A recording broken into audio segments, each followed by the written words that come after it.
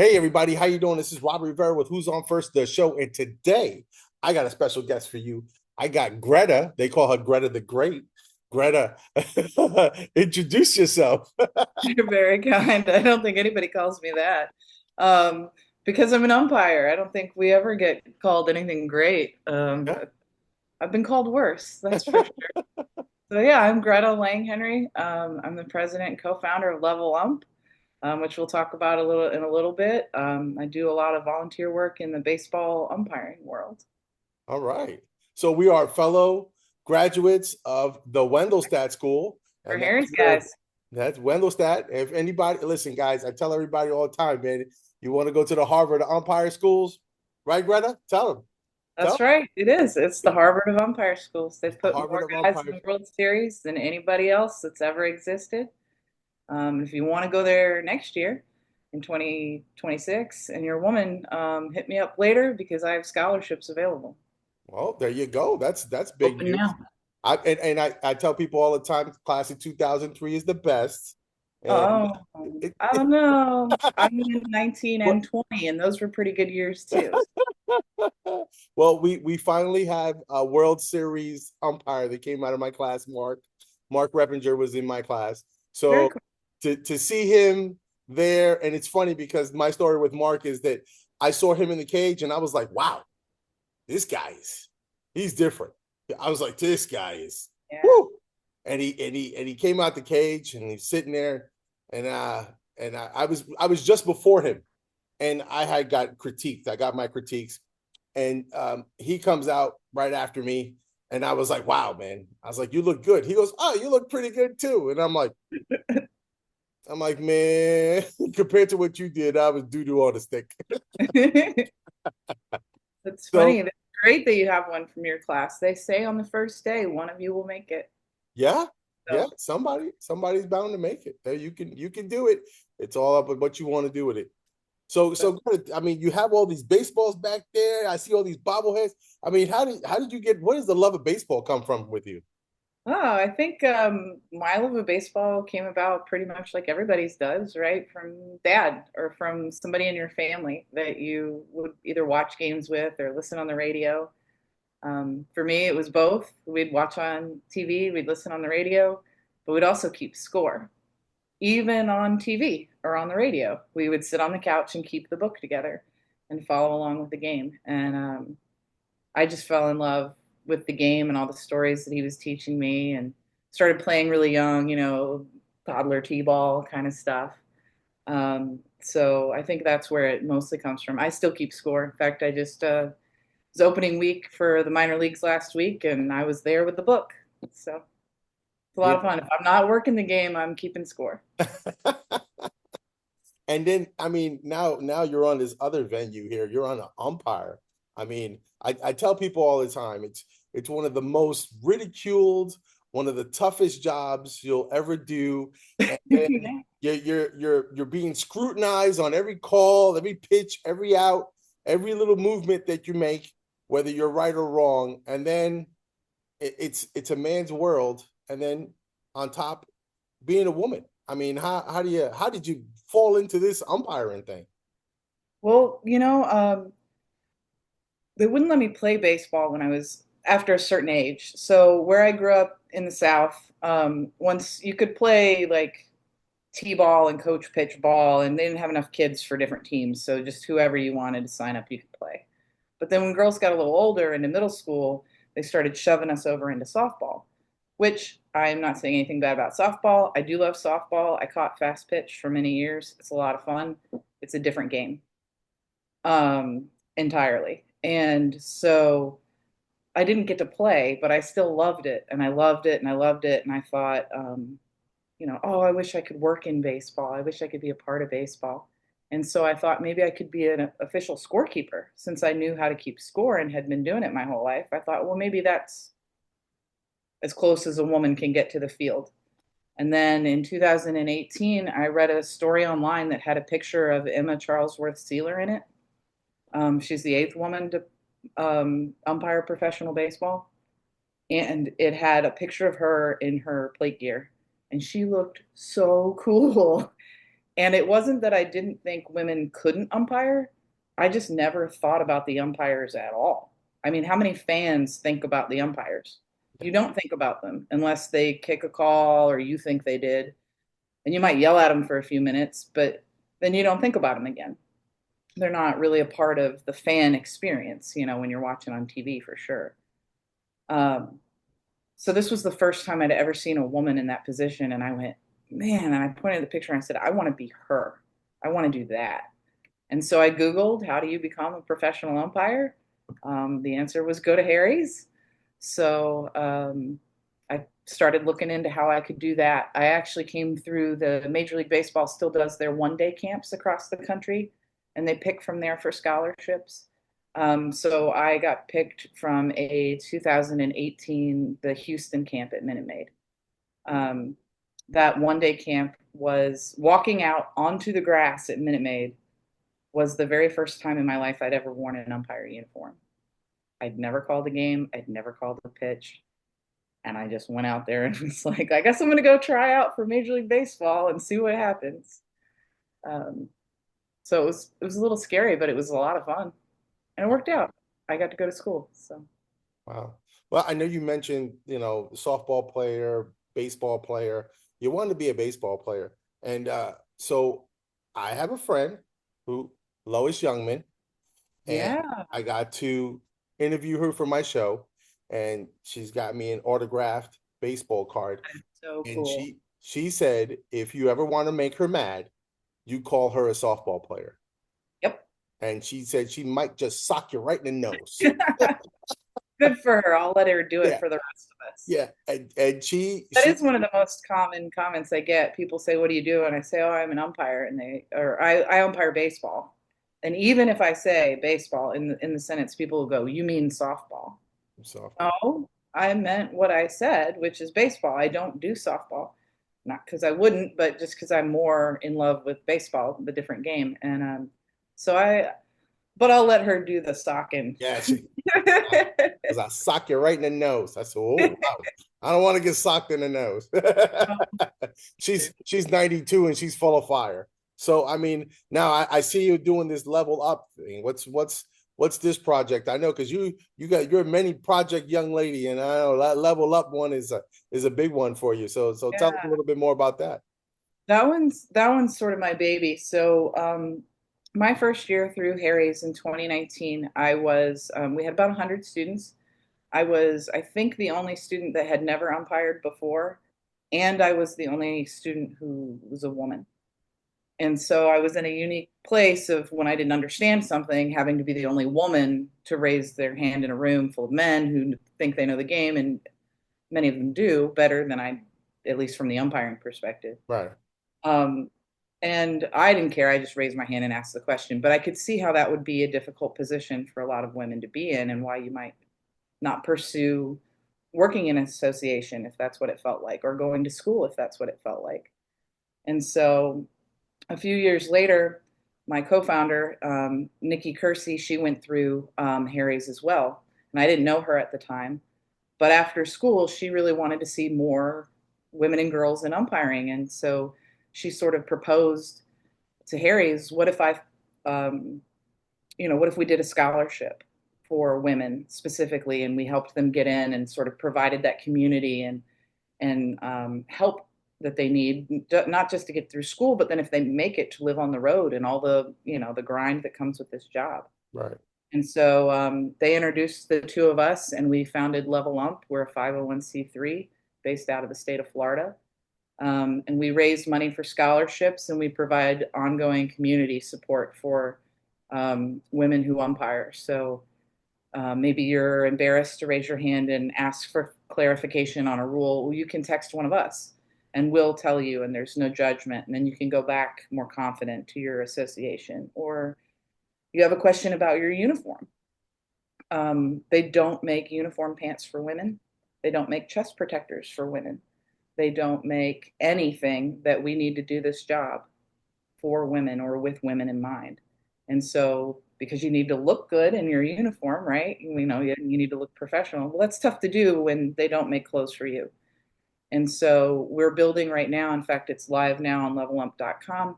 we're working with a young fashion design student, Martha Rigney, out of LSU, and she's helping us build a library of how to tailor your uniform or what to ask your tailor for when you go there. That's useful, I think, not just for women, but for men too, because everybody's got to get their pants at least hemmed, right?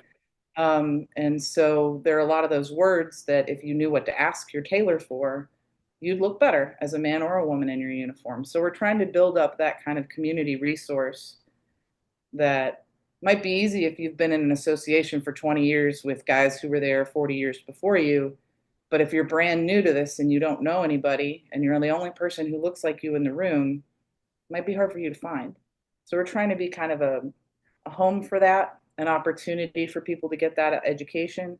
And also, we like to say if you can see it, you can be it. I saw Emma, and if I had not seen that picture of Emma, I never would have been an umpire ever. And so we try to publish a lot more photos of women umpiring, trying to reach more women like me, maybe at a younger age. I was in my 30s before I saw it. It's a little old. I wish I had seen it when I was 12, you know? Right, right, right. Yeah, same way. I wish I would have went to umpire school a little younger. I think I would have been.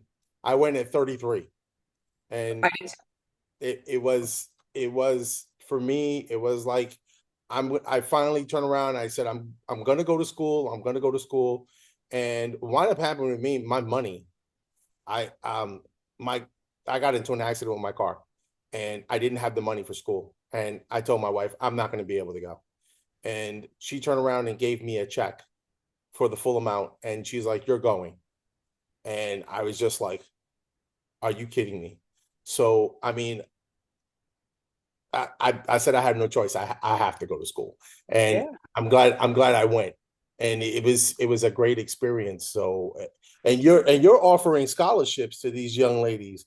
they I mean, are full scholarship for tuition, room and board, and also travel stipend. So this year we had two students on full scholarships from Level Ump. We had one come from Italy and one come from Australia. Last year we had two, one from Texas, one from Puerto Rico. And our women are going on to work high level baseball and do really well.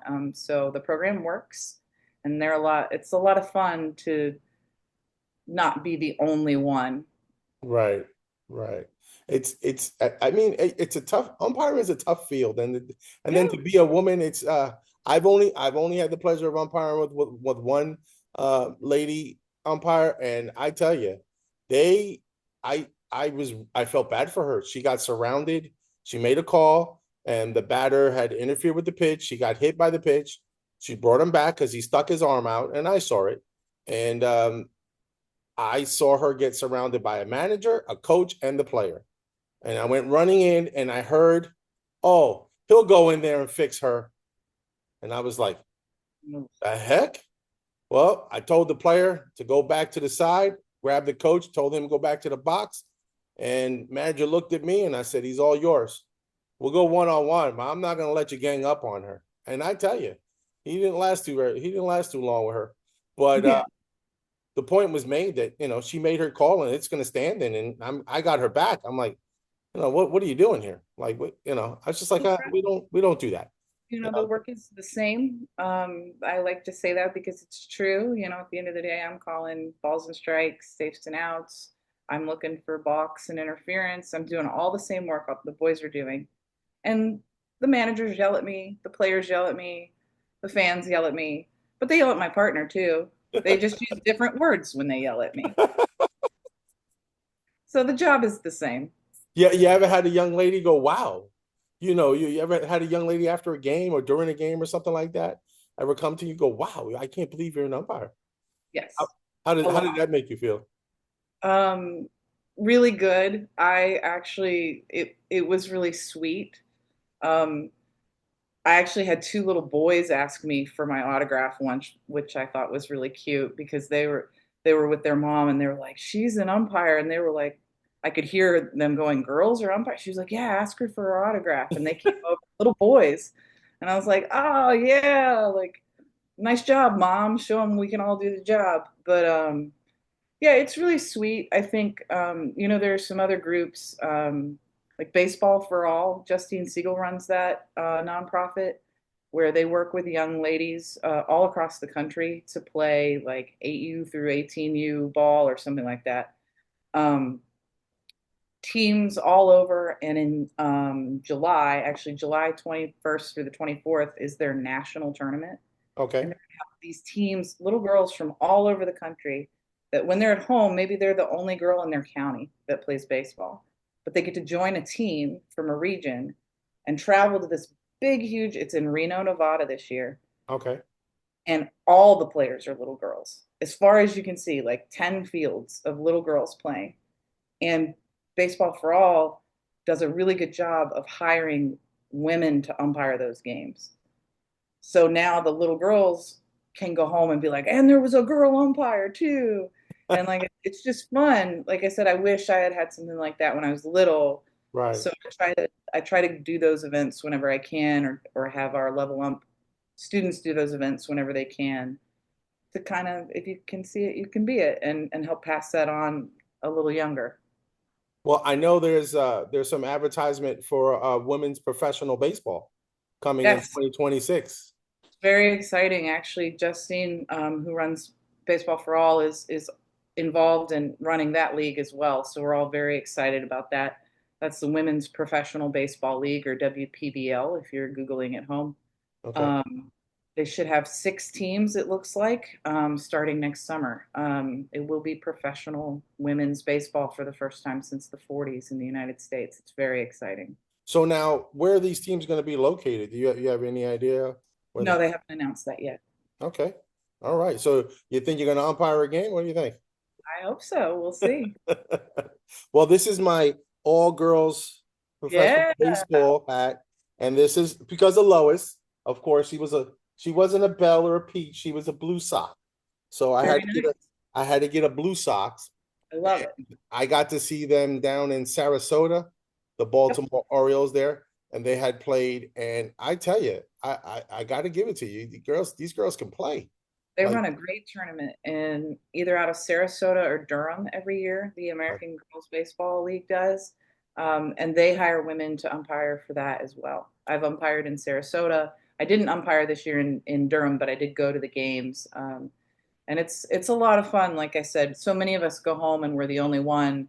Once in a while, we get to go to an event like this, and there's 100 of your friends out there, and you're like, oh, I thought I was the weird girl who liked baseball, and well, I am, but there's 100 other weird girls too, so this is fun. I really enjoy going to those things and making new friends and seeing old ones. I know there was a girl there, and she had to come out of retirement from baseball, and just to play in that tournament. And she put down her glove and she decided, you know what, I'm going to be a teacher. I'm going to be this. I'm going to be that. And then she said one day she goes, I just had to do it. And she came down to Sarasota. There was a young woman. There was 3 young ladies from Canada. Hmm. I remember there was the one girl from Jersey, the catcher. She was a killer. I remember her name. I'm so sorry, but I'm terrible with names. It was people from California, from all over. I think they had 2 or 3 from France. They had come, and it's amazing to see these young, and they're playing ball, man. They can.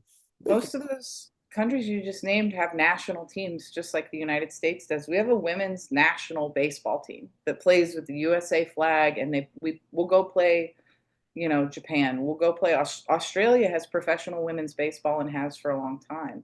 Canada has a great team, um, and so a lot of those women will come and play in these tournaments. A lot of those women are applying to work in this new league. So because they only play the World Baseball Classic every so often, Right.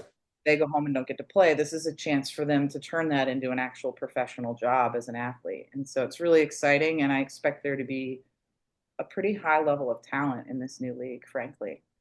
So I mean, so now how far off do you think a woman or a lady professional major league umpire is coming? Because I know where that. What do you think? What do you think? What are your thoughts? You never know. There are so many moving parts on who's going to make it and when. There are 76 jobs in the world at the highest level to do what we do. And that's it. They're not making more jobs for this. And so you have to wait until one opens. And we all know this job is, it's physical. It's a physical tax, it's a mental tax. It's a grind. 162 games a year is a grind. You're away from your family, you miss stuff. You got to do that until there's a spot. And then you got to be the first guy on the list. And if only one spot comes open for the next 5 years, it's not about it's just about when is there a spot, who's at the top, what have you been doing? You have to stay ready. So that's why I'm always joking with my students to say, well, if I get ready, then I don't have to, or like if I stay ready, I don't have to get Get ready. And ready. that's Yep. kind of how it is for professional umpires. You have to stay ready because you have no idea when the next call is going to be. And you got to be the first guy on the list to get it. All right. So I mean, so what's in the future for you, Greta? I don't know. I'm hoping to work some college ball next year. We'll see what happens with this new league and what's going on with that. I'm teaching right now also with Ref Masters, which is an online app for officials for basketball, football, and baseball now, Okay. founded by NBA referees. It's a really cool app. There's a whole free section where you can log on, and there's a feed where you can ask questions. And it's kind of like um, LinkedIn/Facebook, but only for officials. So it'll have it'll say Greta Langhenry and it'll say umpire next to me. But I can have a reply to my question and it'll say Malachi Moore, MLB number 44. And he's on actively on that app answering questions in the free and the Ref Masters University portal, which is a paid subscription. And I teach for both of those. And my specialty is the baseball rules. But Natola Hawthorne works there. She's a Division I college umpire. Um, Brennan Miller, Malachi Moore. We've got a lot of people who know what they're doing. And if you're just starting, you can log in and ask a question, watch a video. We have live events where you can ask in real time, Malachi, what was that call yesterday? I was confused. And he'll Right. explain it to you. It's a really cool opportunity to learn more. So I encourage people to check it out and ask me rules questions on there It's because what's that's it what I called do. again? Ref Masters? Ref Masters. Yeah, it's all one word. refmasters.com will get you there. Okay. Like I said, it's free to sign up, and then they have some premium content. But we're on there all day, every day. People are active and asking and sharing information. It's really cool.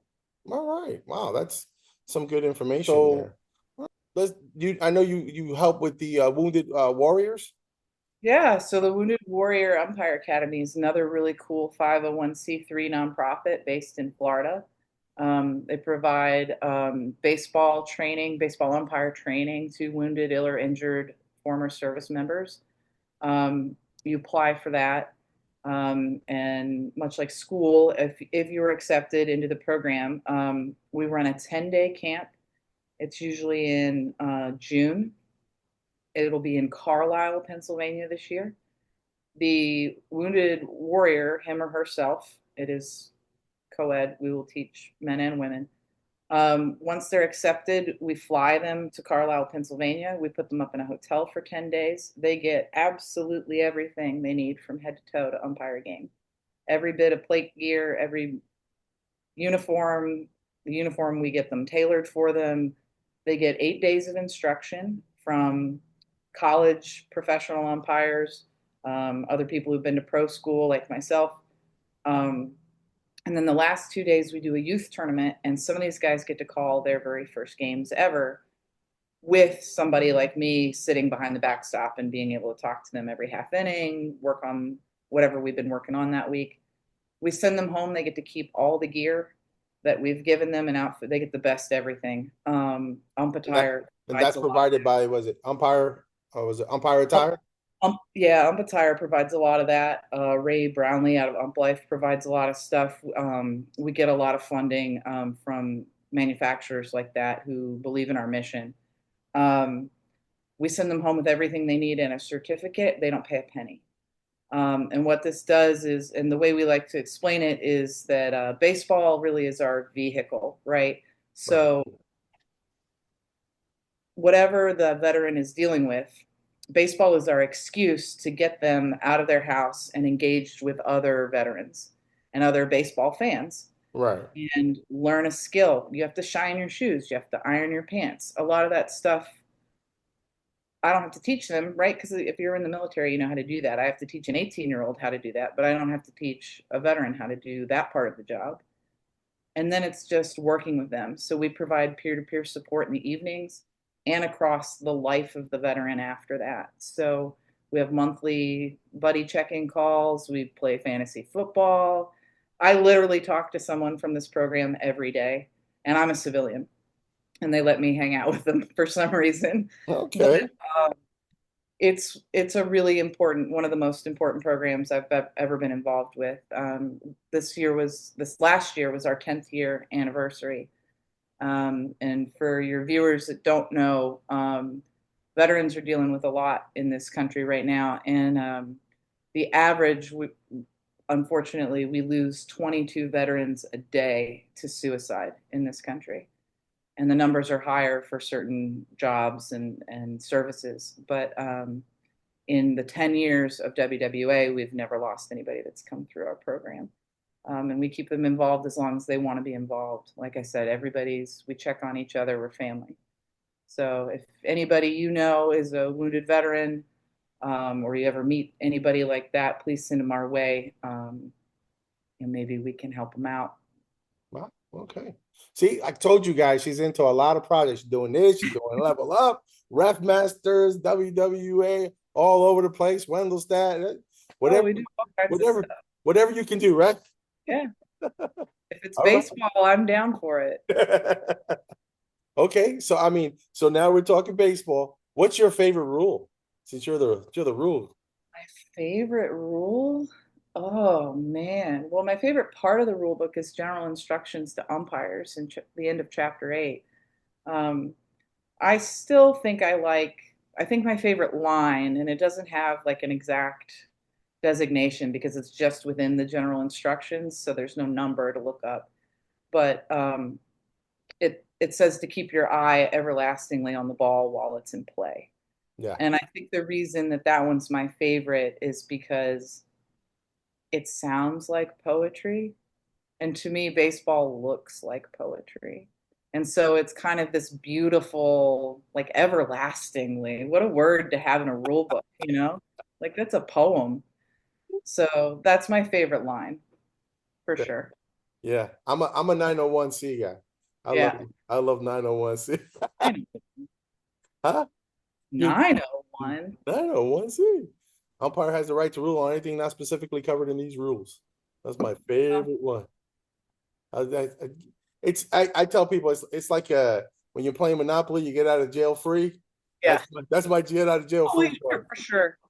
I get pretty nostalgic and romantic about baseball, so I went with the poet. So I see you got all these baseballs back there and all these bobbleheads. I mean, what do we got back up in there? I got a collection going. Pretty much my entire house is based. All the books are baseball. There's like four of them up there that aren't. Um, every book is baseball. Everything in my house is baseball. I just finished painting my kitchen. And I painted it. I matched the paint color at Rickwood Historic Stadium in Birmingham, the green that's on the outside of Rickwood. That's the exact same color my kitchen is. So even the paint colors are The paint scheme. baseball You, choice. you got a fair foul line coming down in the entrance there. Is it? I do have plans actually. I'm retiling the bottom of my stairs, and I do have plans to get a to put in a baseball like a home plate and make sure that it's pointing north northeast the way we should do it. You know, So yeah, you know, it's gonna be weird. me and you are like brother and sister because I have a home plate outside my house. It's right in the corner of the bush, in the bushes, and it sticks out right in the garage. So when I come in, I step on home plate on the way in. Nice. I But there's love it. one little spot. It's got like it's a little black. And they said, "What's that?" I said, "That's for me stepping on it."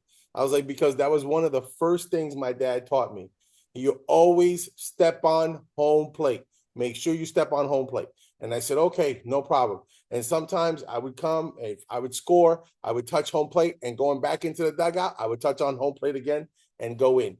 It's just always, and I do that. And it's funny because I had given directions to a friend of mine, and he turned around and he goes, I couldn't find your house. But then he goes, I saw home plate in the driveway. And he's Yeah. like, that's his house. That's his house. I know it is.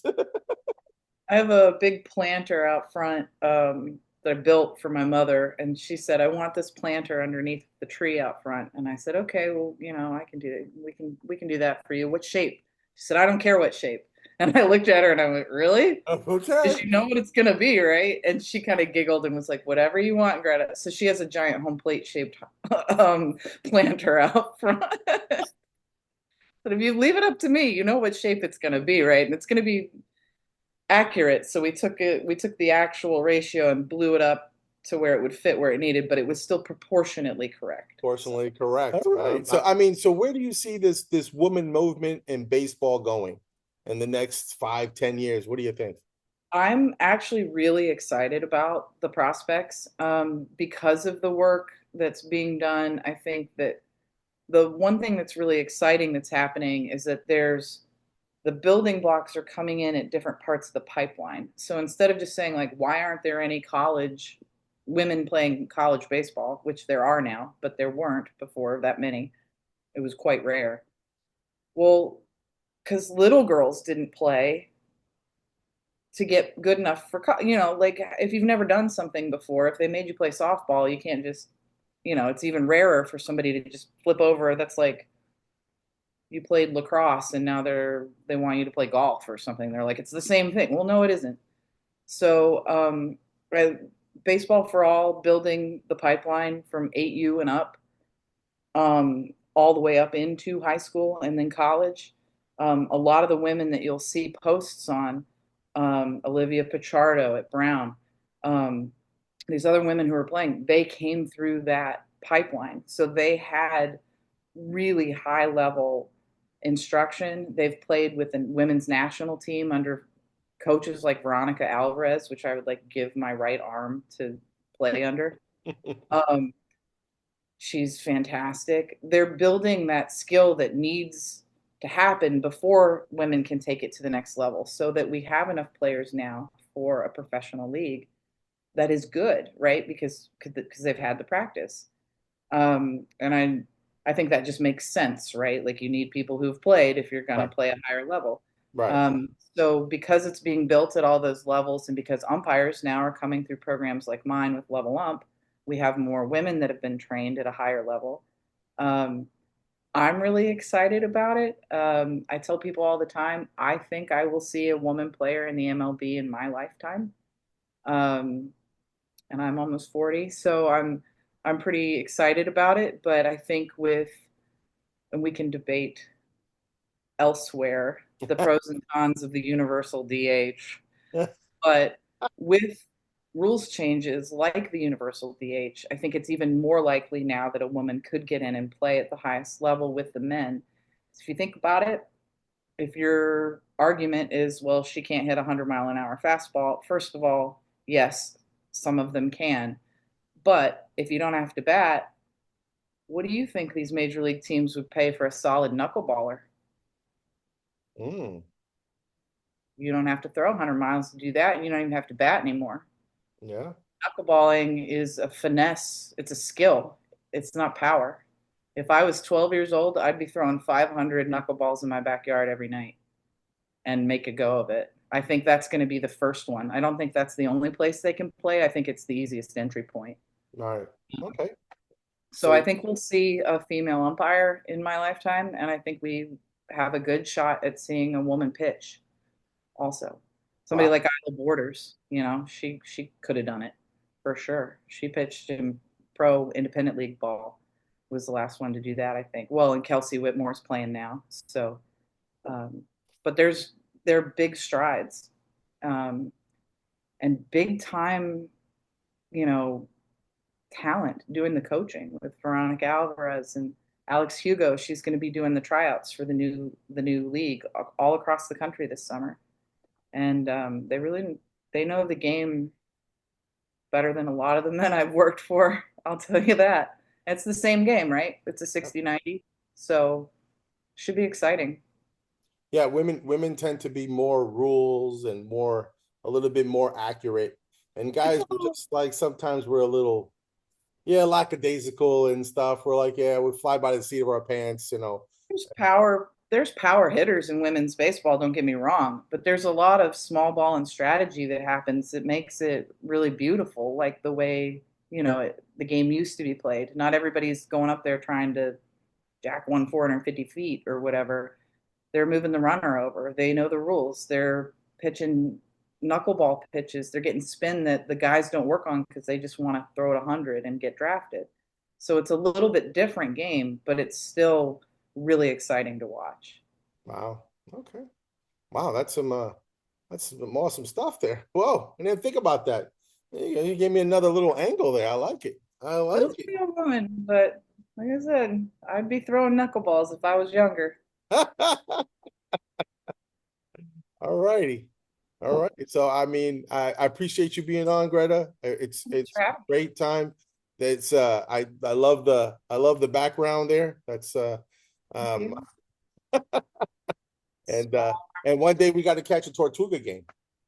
Yeah, come over anytime. I'm down. Let me know when you got an extra ticket and I'll head on down there over there. Sounds good.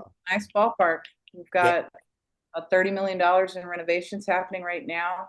It is the home of integrated baseball in the United States. It's a very historic and beautiful ballpark that we're lucky to have. okay. All right. Well, thank you, Greta. Thank you for being on. And guys, as we say here on Who's On First, keep swinging. If you All like the right. show, please do me a favor. Subscribe. Right. You see it? It's right there. Subscribe, share, like, and don't forget, put that bell on. It'll ding you when I put something else on, all right?